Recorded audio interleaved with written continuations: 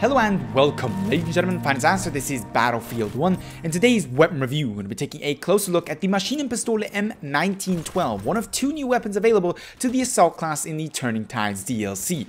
As per usual for weapon reviews, we'll be looking at the unlock requirements of this weapon, the stats and performance that it brings to the table, and of course how it compares to other available weapons that the infantry classes, or specifically the assault class, has available to it in Battlefield 1. But last but certainly not least, we're going to be talking about how to get the most out of this weapon when using it on the battlefield.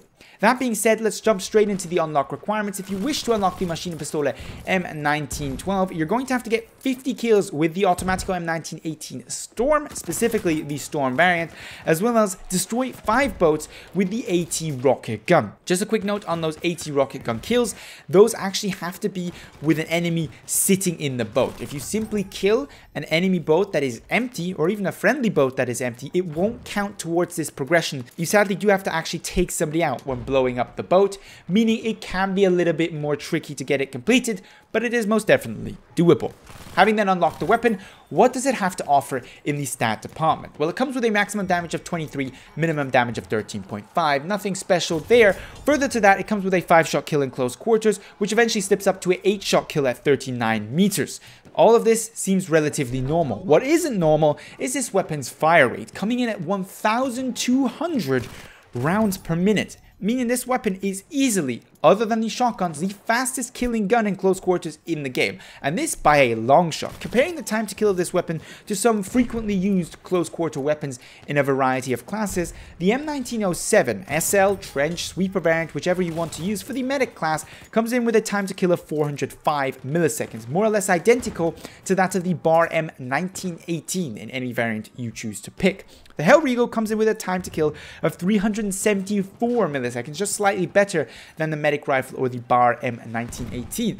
The Automatico, everybody's favorite, at least on PC, close quarter SMG, comes in at 272 milliseconds, significantly faster than something like the Hellriegel. Then you compare it to something like this, the Maschinenpistole M1912. This weapon comes in with a time to kill of 206 milliseconds in close quarters. More or less half the time it takes a medic player with the M1907 or a support player with the BAR M1918 to take you out. That's a ridiculous amount of damage. There's no other way of putting it. Time to kill beyond what you usually had in Battlefield 4 even. And that's saying quite something. Now, the muzzle velocity is typical for assault weapons, quite poor at 350 meters per second. The magazine size, as you could predict, is abysmal. Given the fire rate and how fast you chew through it, there has to be some way to balance this weapon with only 16 shots available to you. The reload times are complicated as typical for DLC weapons and on the longer sides of things. If you wish to reload one bullet, it's going to take you 2.35 seconds, with each additional single bullet taking you 0.42 seconds. If you reload an entire strip clip, that's 8 bullets at once. However, your guns still have bullets in it, so it's not completely empty. This will take you 3.59 seconds, whereas reloading the gun when it is empty completely will take you 4.1 seconds. Make sure you don't get caught mid-reload with this gun in close quarters. Make sure you pay attention to the amount of bullets you have available, because reloading this gun usually takes quite a bit of time. Moving however from reload times to recoil, this weapon, at least in my opinion, has surprisingly low recoil. Now, the recoil is high, but given the damage output, given the fire rate, it's quite reasonable, with vertical recoil of 0.56 and horizontal recoil to the left and right of 0.48. This, compared to something, for example, like the Automatico Factory, is relatively favorable. Well, the Automatico Factory comes in with lower vertical recoil of 0.4, but vertical recoil is of course controllable, whereas it comes in with higher horizontal recoil of 0.6, meaning that the Maschinenpistole M1912 is actually easier to use from a recoil perspective, at least for more close medium range engagement targets. More on that later in this video. What makes this recoil, however, actually significantly easier to manage compared to the Automaticos is that this weapon has a first shot recoil multiplier, as typical for pistols, of 1. This of course is a machine pistol, not an SMG. So while your Automatico comes in with a first shot recoil multiplier, that is a multiplier to the first recoil experience on this gun of 2.8, and the Hellriegel comes in with a first shot recoil multiplier of 2, this weapon doesn't have a first shot kick, meaning that staying on target actually is a lot easier than with other weapons. It's much more consistent recoil control, consistently pulling down to rein in that vertical recoil and not initially having to pull down a lot more and then slowly pulling down less. Leaving recoil to one side, however, let's talk about sprint. Now, at first, everything seems quite standard here, with standing accuracy while aiming down sight of 0.4, 0.5 when aiming down sight and moving, and hipfire at 1.5, generally similar to what you find on most SMGs, only being slightly less accurate in the not moving and aiming down sight department. However, where this weapon gets really interesting is when you look at spread increase and first shot spread multiplier, because the spread increase is standard at 0.045 per shot. The first shot spread multiplier, both for aiming down sight and for hipfire, however, is non-existent. It's 1, meaning that this gun is slightly less accurate compared to, for example, a Hellriegel or Automatico on its first shot. However, from that point onwards, from the second shot onwards, is actually more accurate than the other weapons. As such, if you look at the factory version of the Automatico in full automatic firing mode, the amount of spread you experience on the second shot is at 0.57 versus with the Maschinenpistole M1912, it's at 0.445, meaning that the Maschinenpistole M1912 from the second shot onwards until it runs out of bullet is consistently in an automatic firing mode 0.125 degrees more accurate. Now, once we look at actually how to play this weapon, you will notice that this is, in connection with the recoil, actually quite relevant to making this weapon arguably more flexible than something like the Automatico factory. Leaving that to one side, however, how do you use this weapon? It is by no stretch of the imagination an easy to use weapon. It's got lots of recoil, low magazine count, high fire rate, and actually a tricky mechanism to make it work. If you wish to use this weapon correctly, you need to apply everything you've learned using any of the other available skill cannons in Battlefield 1, making this weapon not necessarily everybody's favorite gun and quite tricky to use.